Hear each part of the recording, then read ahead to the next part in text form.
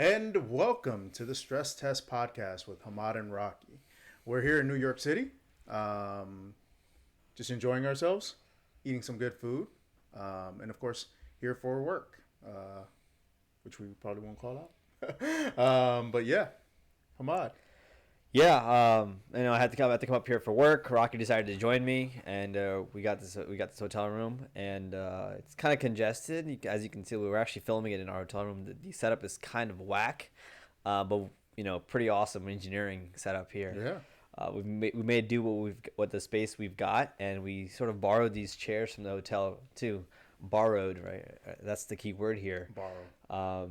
And so in this episode, we're really stress testing how much we can get away with in this hotel before they kick us out. Definitely. But I think we had a few topics we wanted to talk about today, especially with folks making their requests over the past week. Sorry again, we usually shoot on Saturday, but this weekend it was a bit busy for us. So we're making it up on a Wednesday, and we're going to shoot a few snippets here and ensure that everyone has access to certain topics that we discuss individually or independent of other topics. So with that being said, let's just go ahead and dive right into it, right? I love how Rocky said we usually shoot every Saturday, and we've only shot one episode. Hey, Usually it's like our consecutive one episodes. But yeah, I think we're trying to shoot on Saturdays. We're trying to be more consistent, so maybe you'll see more content from us more consistently throughout the week. And we're still playing around with the formats. We might make our videos shorter. We might make our videos longer. Actually, probably not longer, so that people can actually watch them. But we're still figuring it out. So you might see us experimenting with different lengths and certain breaking up certain videos based on topics. So bear with us. Let us know what you think is better for you. Which ones you are more likely to listen to. Which ones you actually listen to all the way through. And it's okay if you don't listen to all of them. We just want to know which format works better for the audience, and we'll make changes as necessary. Yep, agree. Cool. Once again, shout out to our logo up here. The Stress Test Podcast. Once again, subscribe if you haven't, and if you think there's anything that you'd like to see specifically, go ahead and comment below, if you will. But with that being said, I think we can just dive right into the topics that we have on hand. The first thing we're going to discuss today is generational wealth. And what does that mean? Why do we care about it? And of course, just perspectives from us on what do we mean within a family constraint. So, Hammad, do you want to kick that off and have a discussion on what your thoughts are around generational wealth and why it's important to you specifically and why people should care about it? Maybe we start off with first we just define Nice. what we mean by generational wealth, right? Yeah. So I don't know if you have some opinions on what you think. I know there's probably some extravagant definitions out there in the world about somebody's defined this, right? But at the end of the day, the definition is a matter of perspective to some degree. Yeah. Right? It's somebody's opinion on what generational wealth is, right? So yeah, I want to hear what your thoughts are. I think I'll take the naive approach that I used to have, and then of course we'll probably go more into how we've refactored that over time. So naively, I used to think, generational wealth was you just make a shit ton of money, and then hopefully you die with millions or billions in the bank if you're fortunate enough, and that will be enough to sustain your family. His lower tier is millions in this scenario. Just letting you know right there. That's how big we dream. Hey, sometimes you got. Inflation's pretty high, so you got to make sure you're keeping up here. But yeah, I think naively I used to think about that, right? That was the sole factor and only factor to some extent that I thought about when thinking of generational wealth. Now that I have my own kids, I've kind of revisited the situation or decision or definition, if you will, of what generational wealth means and why I care about it. So specifically, I think we have to approach what it means to me now. And of course, you're going to have your thoughts on it as well. Right. So for me, what generational wealth means is just raising kids in a happy way, right? And I think it's easy to say that in a very utopian sense, but essentially we live in a capitalistic society. Right. So you've got to have a sense of resources or assets, if you will, that can sustain them to some extent And I think that's probably where we're going to have discussions around what is that extent and why does it matter. Um, for your children to actually be able to leverage moving forward. And I don't know, maybe if you care enough, like their children to be able to leverage moving after that. But I think for generational wealth, for me, I think the main thing I want is enough for them to be happy. I guess is the um, the definition I'm going to use, and that's super loose right now, right? So I think like as long as I can provide, and this is where I have my own battles of provide what, right? Like, am I providing education? Am I providing like, assets that I'll pass down via property, stocks, Right. cash? I think those are things that I'm still thinking about, and of course, I'm going to refactor my decision over time. And like, I think more importantly is like what type of experiences I want to give them while I'm still alive with them, in their peak ages, you know, being 5 and 7. Eventually, they're going to be teenagers, and eventually, they're going to be adults and leave my household. So I really want to think about what generational wealth means to me, not only, after I pass away, but while I'm still alive and experiencing, these events with my kids. That makes sense. That makes sense. I think. So the question, I think you asked me what my thoughts are on generational wealth, and I asked, okay, let's clarify what we mean by generational wealth. So I guess I'll give my answer on that part, right? My thoughts on generational wealth are, I guess, because I have multiple thoughts on it. It's that really it's a combination of knowledge, skills, assets, and network. And that networking, yeah, that's a good one. I think because all of those are contributing to wealth. I think that all of those are wealth. Even if you had no assets and resources to give to your kids or you amassed them, if you amassed a bunch of knowledge and you amassed a bunch of skills and you passed those along, that itself is wealth, right? Wealth is whatever you can use that can sustain you. I think in the long term, right? And that's what I consider generational wealth, right? That's because all of that contributes to how successful your kids are going to be after you're gone and you've passed on to them, right? It doesn't have to be cash. It doesn't have to be some physical asset or resource. It could just be knowledge. And if you make them smarter and make them smart about how they spend their money, how they use their resources that they have, how they grow their resources from what they've got to the next level, that's I consider all of that wealth, right? And I think that's super valuable. I think that's super powerful if you think about it that way. Again, this is just my take on it. I mean, it's not perfect, right? Like it's just my take on what I think are the factors that contribute to wealth. And I read something the other day. I think the other day, and it said that being rich is a moment in time. Let's say you have $1 million, right? You're rich, right? Let's say, but your expenses are $100,000 a day. And you had $1 million and you spent $100,000 a day. That's only going to last for 10 days. You were wealthy. Your wealth determines, this is something I read, right? Like it's like your wealth, how wealthy you are is determined by how long you can survive without working. Without like how long can your assets or your resources or your knowledge and skills can help you sustain yourself without having to work. Or like in the long term. And that's what wealth is. Rich is that you have $1 million right now. But that could go away the next day. You could spend $1 million, right? In a day you could have nothing left, right? So if you don't have wealth, you can't sustain that. So I thought it was a really good way of looking at it. I think I would add those other factors that I mentioned, like knowledge, skills, network, and other resources, right, to that definition. But I thought that was a really good way of looking at that. So yeah, that's what I think generational wealth is fundamentally. And now going back to your original question about what are my thoughts on it. I think like that definition itself sort of shed some light on what my thoughts on generational wealth are, right? And I think you have to throughout your lifetime. Really, what you're doing is you want to build wealth in that sense. Like you can sustain yourself. You can sustain yourself. You can sustain your family. You can sustain your loved ones, and like in some cases your friends. If you want to help sustain your friends as well, and uplift them, etc. right? But then your kids, when you're ready to pass you passed on, and your kids inherit what you've got.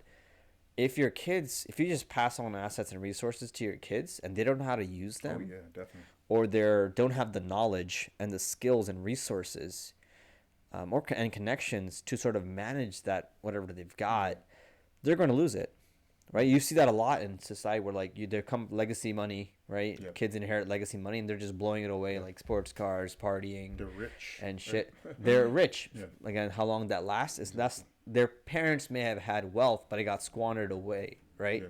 Because their wealth didn't get passed along. Yeah. And became generational, like to the That's a next good generation, right? They didn't pass on the knowledge and skills that they used potentially to grow their wealth to their kids, and so they only passed on assets and resources. And so they get assets and resources, and they don't know how to use it or manage it or grow it. They lose it. They blow it. It gets blown, right? Yeah.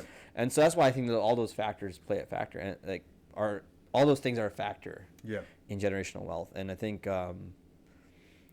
I think that's generally my thoughts on it. Like, Yeah. what about you? No, I mean that does bring back a quote that Warren Buffett had that I always think about. Because naively, when before when I was a teenager and stuff like that, I think this is when I came across the quote. They asked him like, why wouldn't Warren Buffett, give his children more money? I think he said I would give them like $500,000 each. Like, and mind you, this guy's worth $100 billion, right? Mm-hmm. Like probably second or third now richest person in the world. And he was going to donate the rest of that to some philanthropic funds that he felt was deemed worthy. Right, that's such the Bill and Melinda Gates Foundation, etc. Exactly. Now I can kind of empathize with that more, and I think this is kind of piggybacking off your discussion around just like giving them the skills and the tools to be able to leverage knowledge, networking, right? In order I mean, most actually kids don't attain start with $500,000. Yeah, exactly. Like, shoot, people have to work hard for years to amass that wealth, right? Exactly. That's an insane amount of money to just start your life with. That's a lot. But I think the thing that the actual quote that he said that was very profound to me was that he wanted to give them enough money for them to chase their dreams, but not enough money where it crippled them, right? Like, he didn't want it to be to the point where, to your point, like if you look at the Vanderbilts and how they've been able to squander, that wealth over generations, he didn't want it to be a situation where it was akin to that, right? That makes sense. So I at first, right, like as a teenager, I was like, that's ridiculous, right? Like, I would want to keep all that money in my family, but after growing older and like seeing the world for what it is, and of course seeing society for what it is, and how much money or how much value that money could help other people, I've grown to have empathy for that profound statement, and I think about it a lot, especially when I think about generational wealth. So let me ask you this then. Yeah. So you mentioned the $500,000, right? Yeah. What is so important about lowering? You talked about not crippling them. Can you elaborate a little bit more on that? What's so important about just giving them $500,000? What does that do? Like, how do you think the kids perceive that, and what do you think changes in their actions that they take after he's gone and he's giving them $500,000? Yeah. Right. What are the changes in actions that sort of take place? Well, versus if you gave them $1 billion. Yeah. I mean, I think ultimately what it comes down to, and you and I had this discussion off camera, was more around how you raise your kids, right? Like, I think that's the most important part. Like, the number is the number, right? Like, obviously that's going to be, something that you're going to have to think about, as you pass down your wealth or your assets down to your children.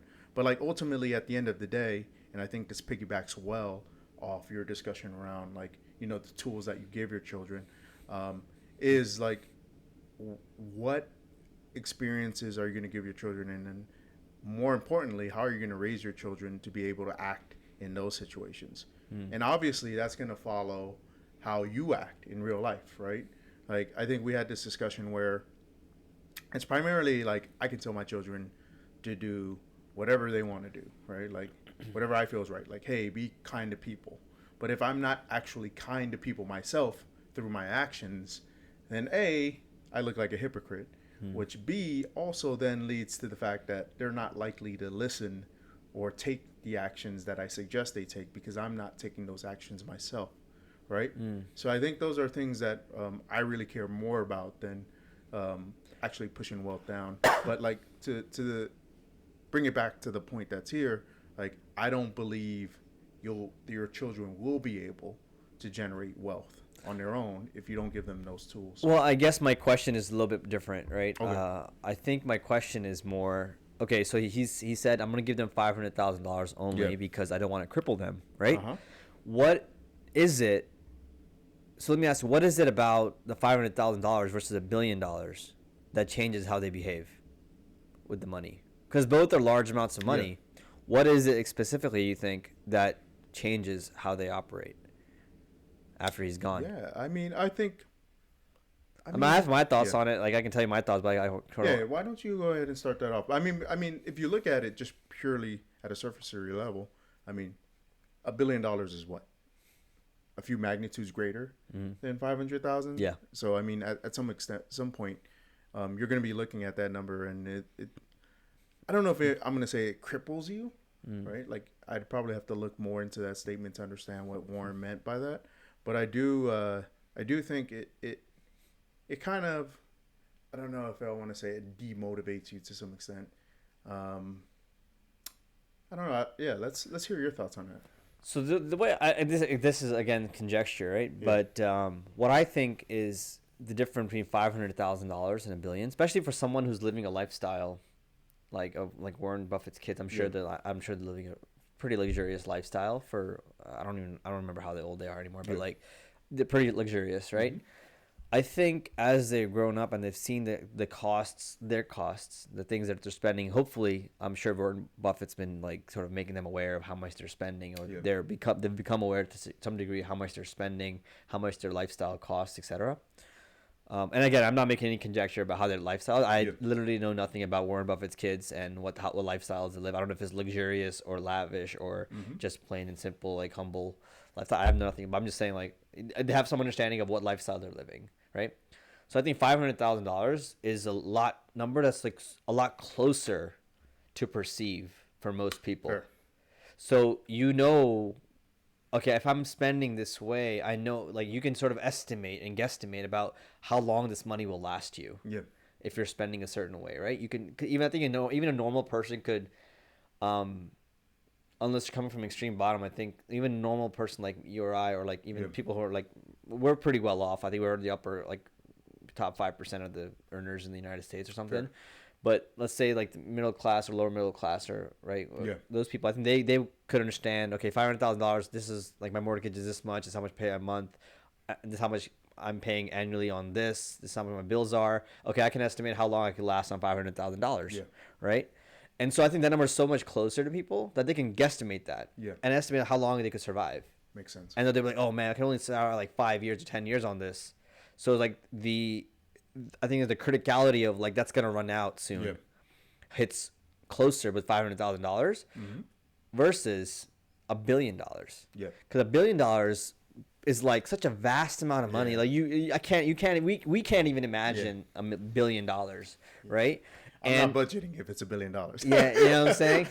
Right, exactly. And so like I think the $1 billion cripples them in the way that like they don't see the criticality of it until maybe it's too late, and they've already set up a lifestyle that is like they have to start toning down rapidly once they realize their churn rate is so high. Yep. Churn rate's the wrong one. Burn rate is so high, right? Like they want to start toning that down. I think it's a little too late at that time because they've spent so long living such a lavish lifestyle, and like it's a dramatic shift in whatever lifestyle they might have been living if they went to chose to live a lavish lifestyle, right?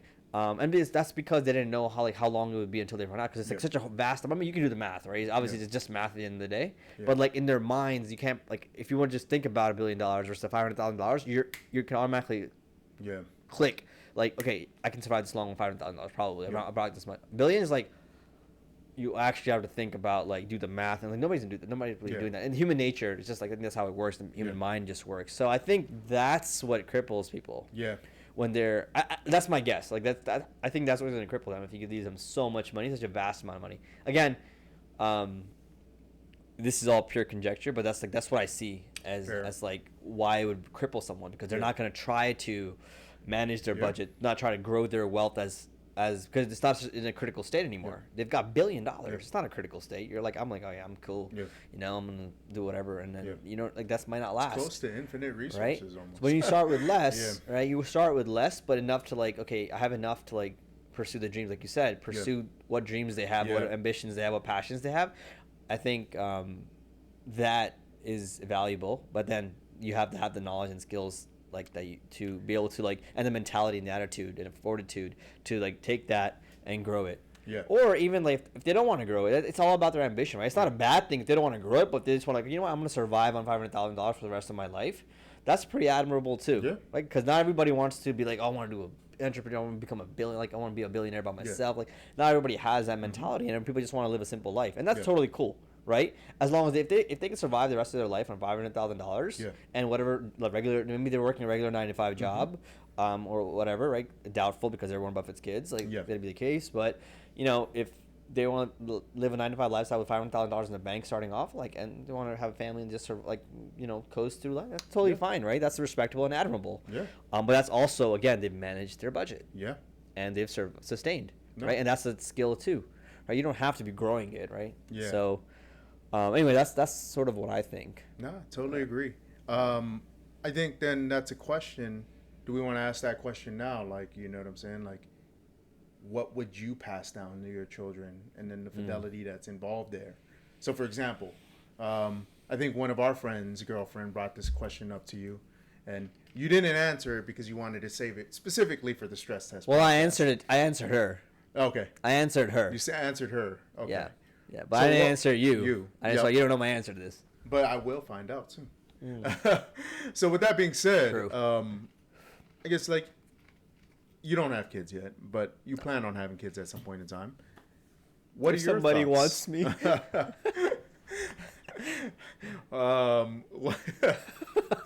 Totally meant. I was gonna start a dating podcast after this. So, but what are your thoughts on just like how you pass down? I guess let's not call it generational wealth of some sorts, right? To your kids. Like, so for example, I think the question that specifically was brought up was if your child got accepted into a very prestigious school or university, would you pay for it? And I guess, do we want to answer that now, or do we want to talk about things that would lead up to that? Excuse me. So, I think, I guess clarify what the exact question that was asked, right? I think the question that was asked was, if my kids got into a prestigious university, or even if not a non-prestigious university, it just costs like $50,000, $60,000 a year. Bachelor's, whatever. It better be prestigious for that amount. Well, I mean, you know, all the private schools, right? Any private school, you go to $50,000 a year, is like boom, flat out, right? If they got into that and they had no idea what they wanted to do, and they were like, I don't really know what I want to do. I'll just figure it out. Like, as I'm going to college, right? I want to figure out what I want to do during college. I think that was the question. Well, would I pay for that? And if it was, and then I think there was the second part was like, okay, let me caveat that with, what if it was Harvard or Stanford, right? And so my answer to that is, I think it depends, right? By the time your kids are going to college, you should have a sense of their attitude. You should have a sense of whether or not they're someone you trust to execute on something they decide on. You should have an idea of like, does this person, like, if they want to decide something, will they execute it? Will they follow through on it? Right? Or are they just gonna like pick this up, drop it, pick it up, drop it? Which, nothing wrong with that, but at some point you have to pick something, like you have to find something and then follow through with it, and not just like give up after like 1 or 2 days of trying something, or a short time of trying something that's not really valuable, right? Somebody who's gonna give an actual effort. So I think by that time they're going to college, you have some idea. If like, is my kid, like, I mean, obviously college is a learning experience too, for some people, but you have some idea, right? And so I think by the time that time comes, right, like 18 years old or whatever, that they're applying to colleges, etc. If I trust my kids to, if let me put it this way, if my kids have earned my trust that they will execute and follow through on something that they decide on, or at least give it a fair try or fair attempt, and not just be like wishy-washy about things. Yeah. Right? Even if they're not sure about what exactly they want to do in life, if they've earned my trust in that regard, I think I would pay for it. Right? Whether it was, and then if it was Harvard or Stanford, my answer doesn't change. Yeah. I'm not paying for it if I don't trust that my kids would execute on it. I'm not doing that, because I feel like that is crippling. Yeah. I'm not enabling that. And some people, I think there was an counter argument made that like, okay, well, Stanford and Harvard are really good for connections and stuff. Well, I was like I said, my answer doesn't change. Yep. They have to earn my trust that once they, like, even if they may not know exactly what they want to do, but once they do decide on something, they'll give it a fair try and follow through on it to some degree, right? Yeah. And not just be like, give up after. That's not going to fly with me. Yeah. And that's, again, people might have different takes on this, right? I don't care if Harvard or Stanford give them the connections or whatever, right? Yeah. I'd rather just give that money to somebody else, some other kid who has worked hard and it shows like motivation and potential, etc. Yeah. Right? I'm not going to give it, like, that's, I think that I'll cripple my kids that way. They have to earn that trust, yep. Right? Yeah, I think that was sort of my answer to your question. No, and I think I totally agree with that. I mean, because let's put a thought experiment here and stress test that. So, for example, I actually like the fact that you said it's dependent on how much trust your child has earned from you. Because, like, let's take another approach. Let's say your child comes to you and has an opportunity to go to a Stanford or a Harvard or somewhere else and says, Dad, I don't want to go to college. I want to start a business. Mm-hmm. That $50,000 a year that you were going to invest in my college education, right? Can you invest that in my company that I'd like to start? Would you use the same approach there? Absolutely. Awesome. Again, if you've earned my trust, and I would be like, okay, yeah, I'm 100% on board with entrepreneurship. Like, I don't really care. I don't think in a lot of fields you need college, right? And I think on entrepreneurship you don't really need college. Yep. Again, if you've earned this certain set of skills and knowledge, and again, if they've followed through on various things and they've earned my trust, that I'm like, oh yeah, I think they're gonna give it a fair try. They've done their research, so you prove it to me. Yeah. Right. You've done your research. You know what you've done your research in the business you want to do, how to go about starting it. Right. And if you show me that motivation and that initiative, and that, again, you have my trust, I'll help you out. I'll get you the connection. I'll hook you up with connections that I have and my network, and any resources I can offer to do it. Right. Generational wealth. Again, it has to be earned my trust, right? Yeah. If it's not, or trust is not earned, I'm not blindly giving you money to just throw away on something, right? It's just not going to happen. Yeah. But yeah, same answer. And I agree. And I think that's a good segue into a subtopic of this discussion around just generational wealth. Of course, raising kids as a subset of that is, do you need college to be successful? I think it's dependent, of course, but I think, like, I want to make this as general as possible, understanding how hard it is to make it general. But yeah, I think this is something that we wanted to discuss here, and wanted to get your thoughts on college and the necessity of it nowadays moving forward. What are your thoughts? Well, you've been asking me questions all night, so why don't I ask you that question, and you give me your thoughts on it first? Yeah. I can kick that off. Turning into an interview of Hammad. Yeah, I know, right? My bad. Nah. It was just interesting, man. But yeah, as far as my belief in you needing a college degree to be quote unquote successful, and I think that's what we've kind of conditioned our society to believe in nowadays, I do not think you need a college degree. With the amount of opportunities and technology that we have out there to subsidize ourselves in a certain manner. I just believe that there are so many ways for you to educate yourself, which is supposed to be the true intent of college, right? And I think you can gather experiences that you would have in college in many different venues outside of college. And another factor that I want to call out here is, to the point that we were discussing prior to this, the crippling cost of college being what it is nowadays. I mean, now they have ISAs, right? Like income share agreements. Just to give folks context on what an ISA is, and I'm not necessarily saying it's bad, but it's just something that like we now have business models around it. Income share agreements are contracts that you set up with universities or colleges that you go to, and you are guaranteeing them a portion of your income moving forward until you're able to pay off your debt. Similar to taking a loan, but it's kind of like sharecropping here in the new days. Are there any colleges you can think of top of your head that actually implemented that sort of policy? Because I haven't heard of any. So I don't know if it's the colleges themselves or if there are businesses acting as a proxy for that, right? So I see. So business is it's like a loan type of thing where you're not paying for the loan. Yeah. But I guess it's kind of like a loan, right? Yeah. Essentially what it is. Like they're paying for your college, but then you're going to pay with a certain percentage of your income. Yeah. I guess what's do you have any insight into what the difference is there between a loan and those ISAs? Well, I mean, a loan. So, for example, a loan doesn't have,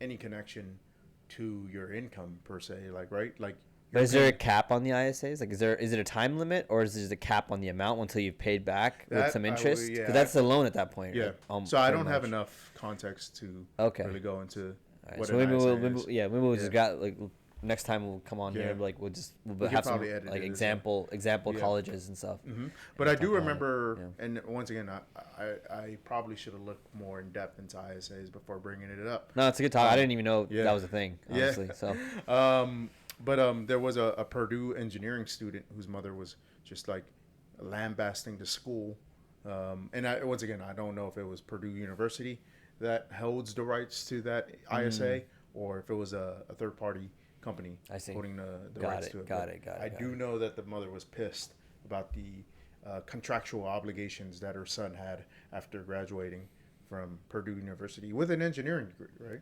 So, I mean, it's one of those things where, once again, I went on a tangent. I want to bring it back. Yeah. Like the main question that we want to stress test here is, do we believe college is needed for you to be successful? Right. I mean, the problem that I do have is there's still a bias around having a college degree. Yeah, that's what I was going to say. So that was going to go into my answer. Yeah, you know, I mean, like, and it's frustrating because I think, like, when you look at these entry level jobs, right? Like, we could probably have a parody on that too, because like these entry level jobs require, you know, a 4-year degree, 7 years of experience in some cases. I'm being sarcastic, but like there's a reason I'm being sarcastic because there's anecdotal evidence that has occurred.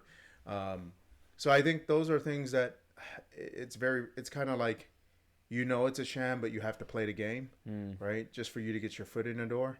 I mean, because like, you're a hiring manager or you've hired for certain positions, right? I've hired for certain positions. How often do you look at one's resume and say, whoa, this individual doesn't have a 4-year degree, passing it up? Yeah, but, you know, I think, to answer your question, I almost never look. Yeah. And I've actually like done screening interviews and then gone through like a full on-site interview with candidates. Again, I'm an engineering manager. In the software field, so the process might be different from what, you know, other people go through, but in this field, like, I have my screen with them, right? I've already looked at their resume. I've talked to them, right? And then I've scheduled like a on-site interview. They go through the on-site, and I've realized sometimes after the on-site that they don't have a college degree, and it doesn't bother me. It's just like I never even like checked for it, like whether it had it or not, whether they graduated or not, like because the college degree is the last place I'm looking. Really, my conversation with them and my ability to gauge their technical skills to some degree, and then my engineers, the engineers on my team, their ability to gauge the technical skills, right, and also a coding exercise or whatever they have to do. I feel like that's enough for me to gauge whether this person will be a good fit, and their personality, obviously, and the attitude towards the work that they're doing, right? Yep. So I've never even like looked at it. It's just been sort of natural for me. I've never had to like force myself to ignore a college degree. I don't care what college you went to. I don't care that you have a college degree. Sometimes people like highlight that they've got a master's or a PhD, and like when that I do see that, like, oh, that's impressive. Like, you know, you've got a PhD, you've done a lot of work, you spent a lot of time. So that does say something, like somebody has commitment to like go through that education process, right? When you go that high, but like regular college degree, I'm not looking for it typically. Right? I'm not that I'm like not looking for someone without it or with it. It's like more like I just don't look for it on the resume because I don't care if you have it. Like subconsciously, I just don't care. So that's my view, though, right? So I guess like my thoughts on it is that it depends, right? Again, I feel like it depends, right? Because I'm in the tech field, software specifically field, and there's so many ways to test if somebody knows what the hell they're talking about, right?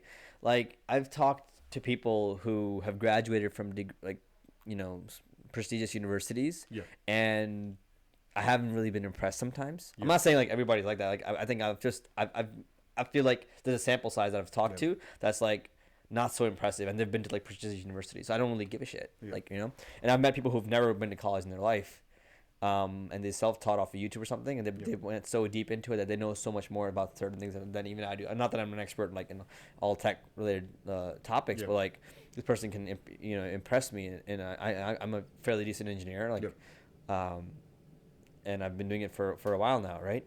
And so in this field, I think there's so many ways to test somebody. I think that comes down to that you don't need a college degree to just evaluate if this candidate knows what the hell they're talking about. So I don't think you need a college degree for software jobs. I just don't think so, right? Now, if this person was applying for a research job, like we're trying to work on like the most cutting edge technologies, trying to figure out algorithm like that are not discovered yet, or like research things that are not discovered yet, like in whatever AI or machine learning, whatever the next big thing is, or space travel or whatever. I'd probably want to see that they've done the work, like research work before, right? And how do you quantify whether they've done research work before like that? Usually it's like a PhD or a master's, or like typically a PhD for these type of like advanced level like research, figuring out the next cutting edge thing, right? It's typically a PhD. So in that case, I think that there's the value there for a college degree, because there's no way for people to gauge how much, like, what is your sort of skill at researching in such a short period of time during an interview process, and I feel like that you having a PhD from like a decent university, I think might matter, right? It doesn't have to be Harvard or Stanford or whatever. Like you need like there's a lot of decent good universities out there, and going through that process, you can easily validate whether or not somebody's like actually done this research or not, or they're faking it, right? So I think in that sense, like, there's some requirement there. But then let's go outside of tech for a bit, right? Going outside of tech, we go into, let's say, English majors, like jobs that are not like technical writers, other jobs that don't necessarily have such an easy way to test someone. Like you can't just give them a coding exercise, and expect them to solve that, and then you're like, this person is good, or ask them technical questions, they get answers like that tell them, this person knows what he's talking about, right? It has to be more conversational, etc.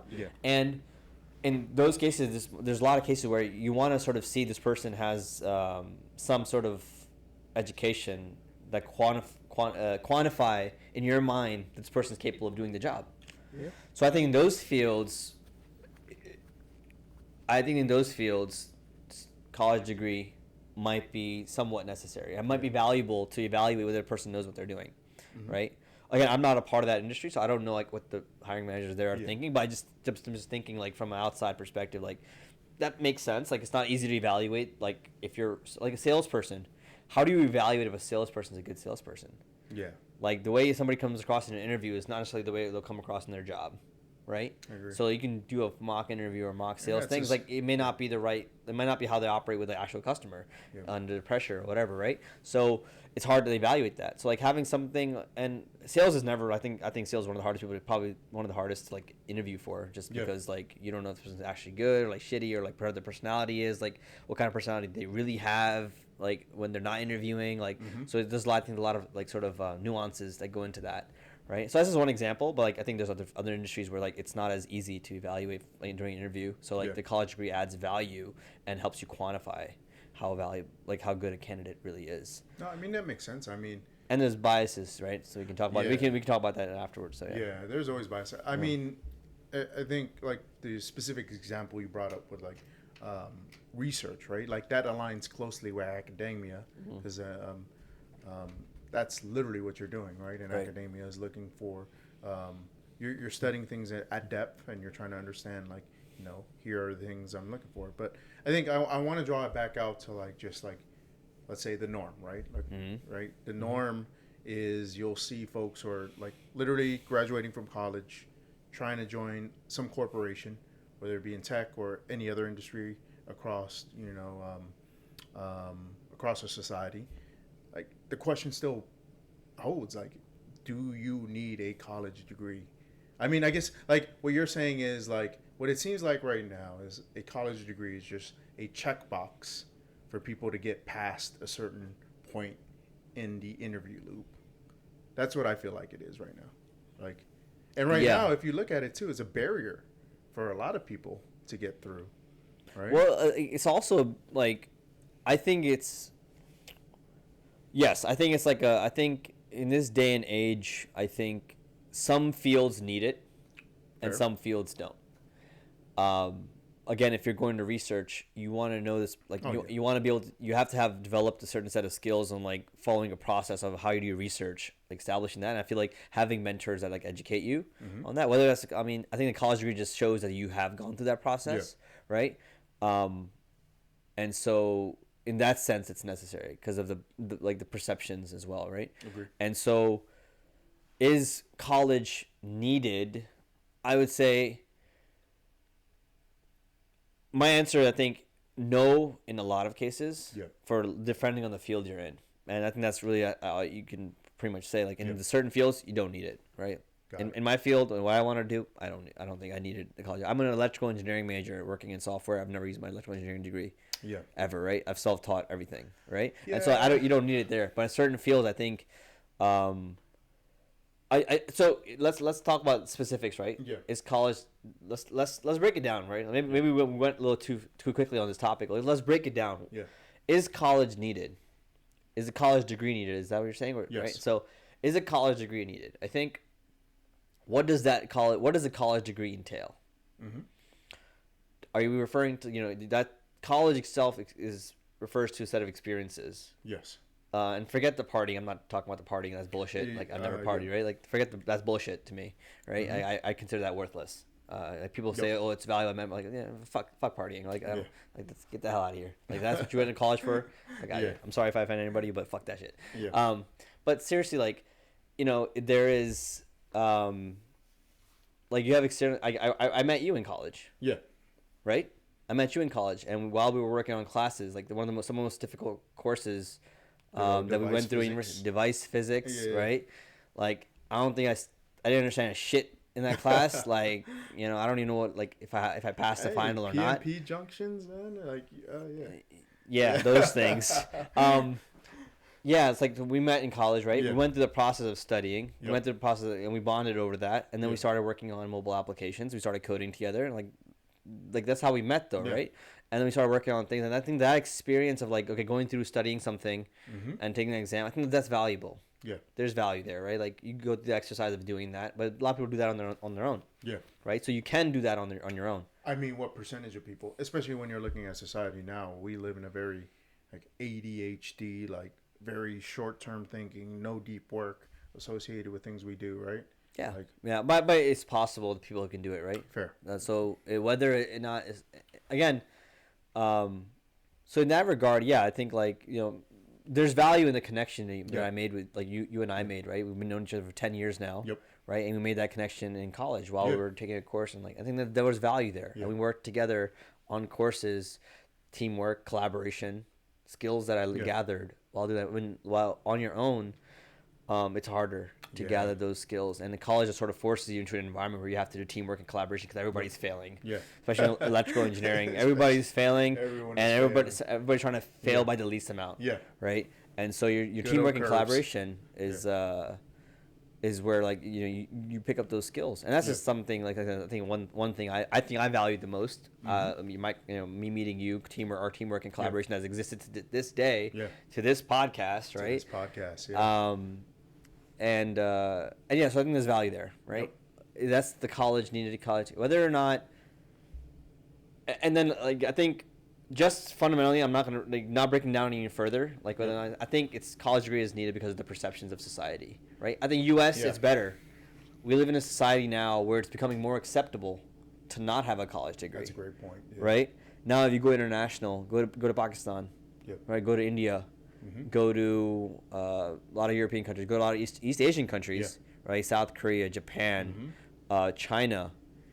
The value of the degree is far elevated. Yeah, it's like far higher than the value in the U.S. today. Yeah. Right. U.S. was there before, like where a college degree you have to be educated, like be respectable or whatever. But I think entrepreneurship has changed that. YouTube, online courses, like the ability to people like to be creators on YouTube or like even that, right, doesn't really require a college degree, right? Yeah. So I think like there's the concept of the college degree, you need a college degree to be successful, is definitely gone down in the U.S. But there's still companies and organizations and like mentality there, like, oh, I need to see a college degree on your resume before I hire you. Yeah. Right. So it still exists, but it's far less. But in East Asia, Pakistan, India, that is like you don't have a college degree, you're like looked down upon. You're looked down upon. You can't get like a good job, and even if you do go to college, like it's still hard to get a job. So like that, you need that college degree because there's so much competition for the jobs that exist there, right? So if you don't have a college degree, you're not going to get those jobs. That's just how it's going to work because that's the mentality that exists, right? Agreed. There's so much value there. So and it's like a qualifier too. When you have like such competition for like such few jobs, right? In the U.S., we have so many jobs. Like there's like for at least in certain fields, there's so many jobs. Like in software, there's so many jobs, right? And stuff. So I think. We have a lot of opportunity here, so that's why the value of a degree has gone down, right? But in other countries, you need a college degree. It just to survive at the end of the day. No, I totally agree. I think we can dive into this topic a bit more, but I do think we've gone a little long, guys. Sorry about that. Just to give some folks some context here, we're trying to keep it at 15 to 20 minutes a topic. I think I was at fault here for asking too many damn questions, so I apologize for that. But good questions. So. Yeah, I don't know. What do you want to do? Do you want us to cut off early and then we'll start a new topic, or do you want us to keep on this stream? Then we can stop, and then we can record another one. All right. Yeah. Cool. Well, the folks, thanks again for this topic. We'll call it quits, and we'll probably push out another one right after this. Yeah, and we might split this up into multiple sort of segments and release them individually, right? Or as one big thing. I don't know. It depends. We'll see. But yeah, thanks for watching. The topic today, just to summarize, the generational wealth. We sort of went into like what we would do for our kids if as like sort of what we pass on to them, and then like is college needed because we sort of segued from that conversation. So cool. Well, thanks for watching. Hit that like button, subscribe, and look forward to the next one. Yeah, share it with your friends as well. Cool. Peace.